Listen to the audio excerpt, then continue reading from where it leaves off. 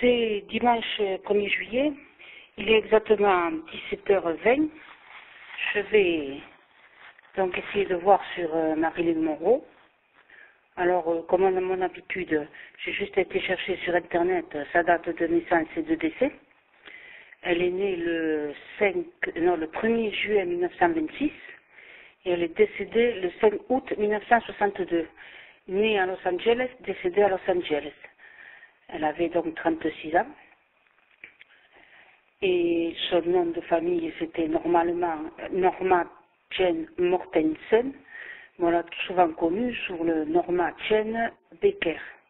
Moi, c'est sous ce nom-là que j'avais toujours entendu. Alors, je vais essayer de me remémorer tous les films que j'ai vus avec Marilyn. Et le peu que je me souviens, quand elle est décédée, le 5 août 1962, 5 jours plus tard, je faisais 12 ans. Donc, c'est pas quelqu'un qui a vraiment traversé ma vie de façon fulgurante. Alors, j'essaie de me concentrer sur cette fille qu'on a appelée Marilyn Monroe. Et j'essaie de la repositionner dans son image, ce que je peux voir sur elle. Marilyn Monroe, une femme splendide, flamboyante.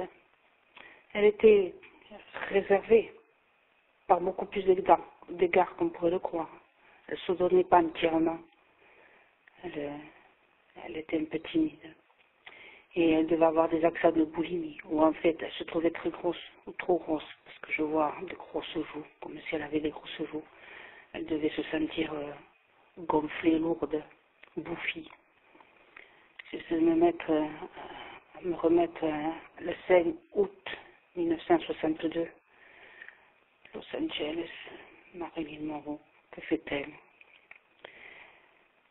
Que veut-elle? Elle a pris des médicaments, elle en a pris beaucoup. Elle a beaucoup. Elle est sur son lit, là, habillée tout en blanc, allongée, voluptueusement allongée. Mais elle pleure, elle a pleuré, beaucoup pleuré. Elle a les yeux très rouges. Des mouchoirs roulés en boule dans la main. Elle s'inquiète, elle a peur, elle est angoissée, elle ne sait pas trop, elle se lève, elle se remet en travers de son lit, elle se relève. Elle est défigurée, le maquillage qui s'en va. C'est plus trop où elle en est. Qu'est-ce qu'il arrive? Pourquoi Marilyn est comme ça? Elle s'enfonce les ongles de la peine, tous ses ongles sont peints. Elle enfonce ses ongles dans sa main, elle regarde. Et on dirait qu'elle enfonce la main droite dans sa paume gauche en disant ça et ça. Mais ça quoi? Qu'est-ce que c'est que ça? Quelque chose la préoccupe. Voilà. Elle se plante les ongles dans la main droite, dans la main gauche, dans la paume, la main gauche, en disant c'est ça. Et elle se met des lunettes pour voir, pour écrire. Elle a dû écrire quelque chose. Elle a peur, elle a froid, elle est glacée. Il fait chaud pourtant, elle est glacée. Voilà. Et elle se sent plus que déprimée, seule, abandonnée de tous, isolée. Elle a tous les nerfs qui vibrent, qui crient, elle a les nerfs à vif tout le long de la colonne vertébrale. Tout son dos est à vif. J'ai l'impression qu'elle brûle de l'intérieur. Et il y a un homme, où elle pense à un homme, où elle voit un homme. C'est un homme qui a 42 ans, qui est très très grand, maigre, avec un costume noir. Immensément grand. Je ne sais pas combien il mesure celui-là, mais il fait plus de 1m80, 85. Il a 42 ans. Et qui c'est ce bonhomme? Et je vois ce bonhomme, qu'est-ce qu'il vient faire ça? Je ne vais pas dire un policier de la sécurité. Un policier. Un surveillant ou un policier. Il a fait quelque chose, il lui a dit quelque chose, il l'a embêté. Elle a dû aller une histoire d'hôtel. Je ne sais pas s'il a été dans un hôtel dans la journée. Cet homme Ça a l'air d'un bonhomme de la sécurité, mais rapproché, quoi. Peut-être de la garde présidentielle. Enfin, non, il n'est pas de la garde présidentielle. C'est un policier, c'est un flic. Voilà, un flic de très haut niveau. Et il est tellement grand qu'il se tient voûté, ce personnage. Je ne sais pas qui c'est. Il s'appelle Alex, peut-être, je ne sais rien. Et qu'est-ce qu'elle fait, Marilyn? Alors, elle se met les poings sur les tempes et elle masse comme ça. Elle masse. Elle regarde la télé. Il y a la télé qui est en fond, enfin, même pas en fond sonore, en fond d'image, quoi. Voilà. Quelle heure est-il? Je sais pas, je vois pas l'heure. Quelle heure est-il, Marilyn? Il est quelle heure, Marilyn? Oh, les 18 heures passées largement. Après, c'est là, à partir de cette heure-là, 16h30, 18h, à partir de là que se conduit sa dernière nuit, quoi, petit à petit. Je n'ai pas regardé les circonstances exactes de à quelle heure elle est morte, tout ça, je n'ai pas regardé sur Internet. Mais c'est à partir de 16h30 et 18h. Pourquoi pas de différence? 16h30, 18h, ça fait beaucoup. Je sais pas, c'est à partir de là qu'elle s'enfonce dans la nuit. Et elle a pleuré, Marilyn, elle est désespérée, elle est enfiévrée, elle est énervée. Et c'est par rapport à deux hommes qui la préoccupent, deux hommes qui la tracassent. Deux hommes qui sont dans sa vie et, je sais pas, le président, son frère, les deux frères, pardon, les deux frères Kennedy peut-être. Mais et c'est difficile, j'aurais croyé que j'aurais pu avoir une réponse plus précise. Mais qu'est-ce qu'elle fait, Marilyn? Elle boit, elle a un verre à la main, elle boit de l'alcool. Elle a bu au moins 2 verres d'alcool, ça c'est sûr. 2 whisky, plein de verres pleins, elle les a pris les deux. Elle a pris 2 verres de whisky plein à bord, voilà. Et bien sûr, elle est un peu pompette. Et elle parle au verre. Elle est assise, elle est ronde et ivre, et elle parle au verre. C'est pas trop ce qu'elle dit, c'est pas... Elle parle au verre c'est comme si elle parlait à quelqu'un. De ce qu'elle aurait voulu lui dire, elle le dit au verre, à son verre, vide de whisky. Elle a bu 2, plein, à bord. Et elle pense à une fille qui a les cheveux longs, brunes, une copine à elle, une actrice, je pense. Elle y pense.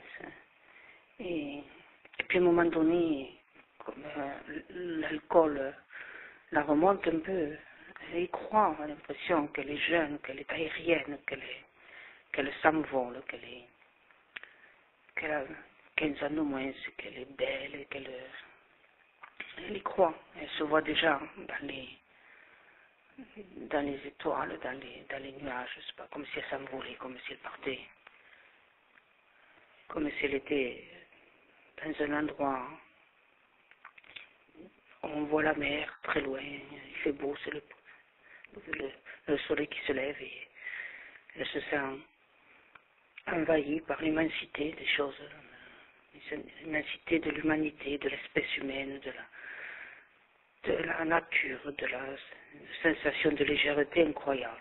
Et je sais pas, c'est parce qu'elle est ivre, c'est pas un petit cocktail. Moi je pense qu'elle a pris un petit cocktail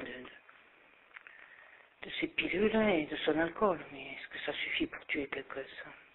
Est-ce que ça suffit pour tuer quelqu'un? Et elle est sur le lit et c'est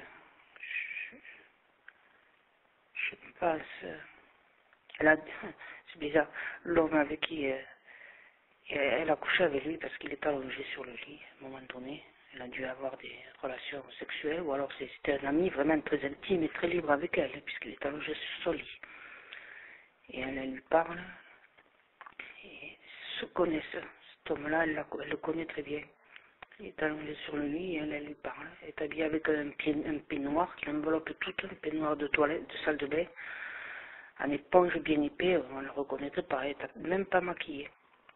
Elle lui parle et puis elle rigole comme quelqu'un qui n'a pas besoin de se maquiller, de se montrer parfaite, sexy et tout ça. Non, non, c'est une fille normale.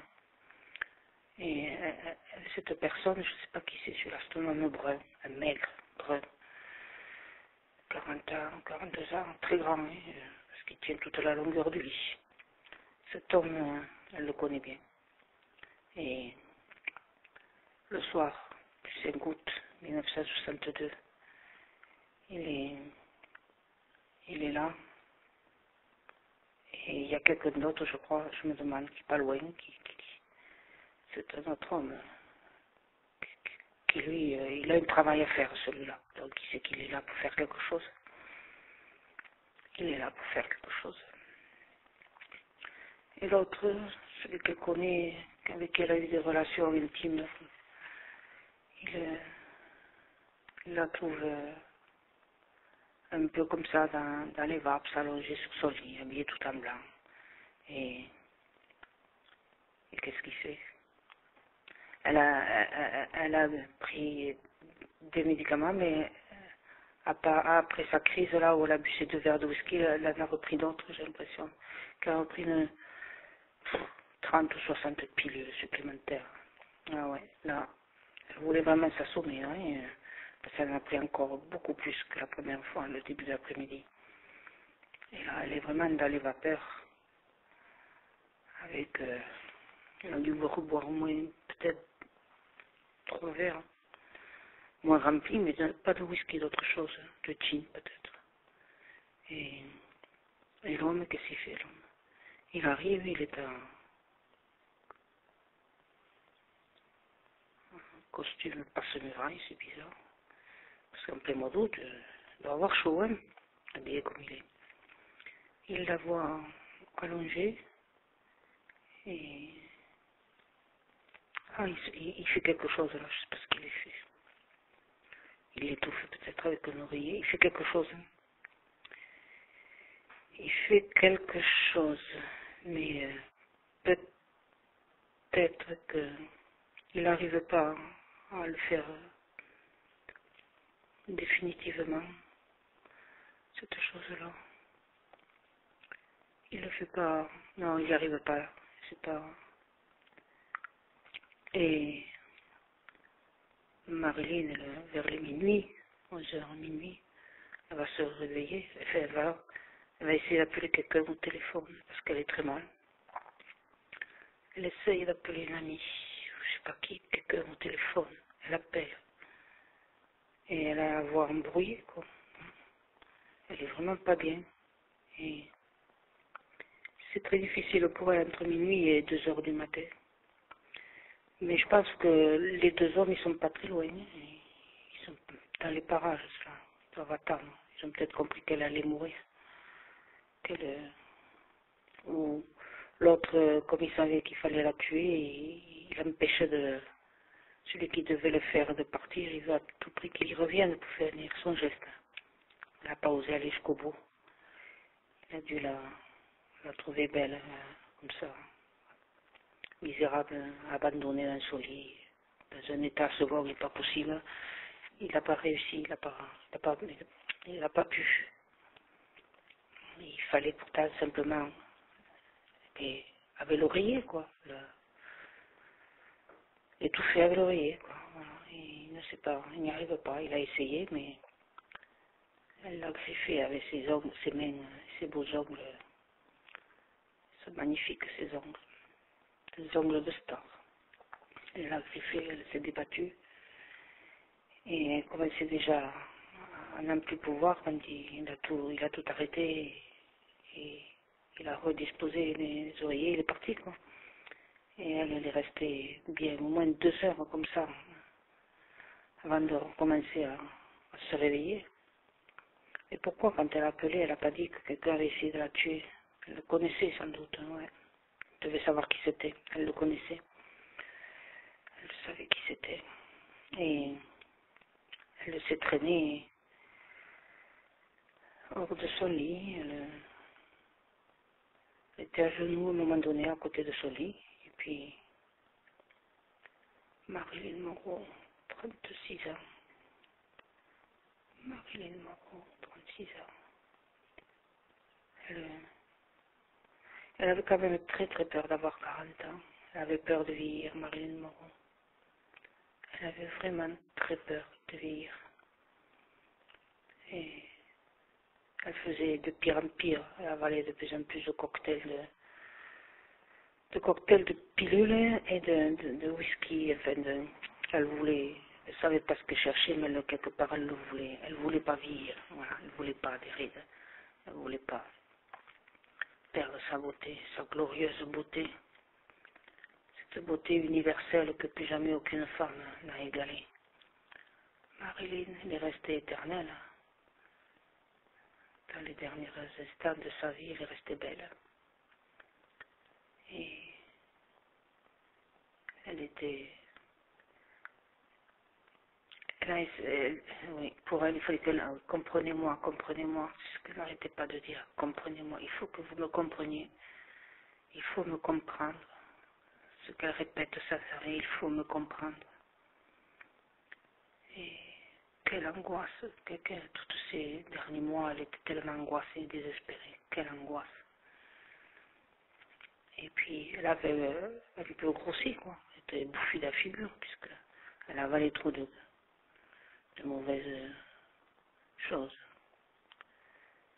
Elle voulait rester belle, mais elle faisait tout pour se défigurer. Comprenez-moi, comprenez-moi. Mais elle a toujours pensé que son destin était horrible. Voilà, qu'elle n'avait jamais été heureuse. Son destin est horrible, horrible destin, disait-elle. Elle est morte sur cette image. Mon destin horrible. Et puis, se demander si, comme elle partait petit à petit, comme une bougie qui s'éteint, se demander s'il n'aurait pas mieux valu, par exemple, des balles dans le corps ou des choses comme ça, quoi. Elle avait, en partant, elle a eu des images de mort diverses qu'on donne aux gens, voilà. Des assassinats par balle, par fusillés ou des choses comme ça.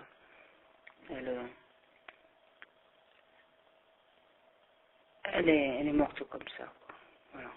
C'est quelqu'un qui l'a presque aidée, mais beaucoup elle-même.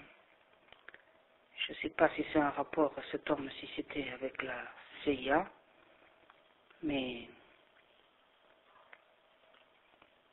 je l'ai décrit, très grand, maigre, 42 ans, cheveux très noirs, et toujours en costume. Et un peu fouté, quoi. Voilà. Si quelqu'un en Amérique sait de qui je parle, eh bien, il sait à peu près comment on lui a forcé la main pour disparaître. On ne l'a pas comprise. Adieu, Marilyn Monroe, pour l'éternité. Elle restera belle quand même.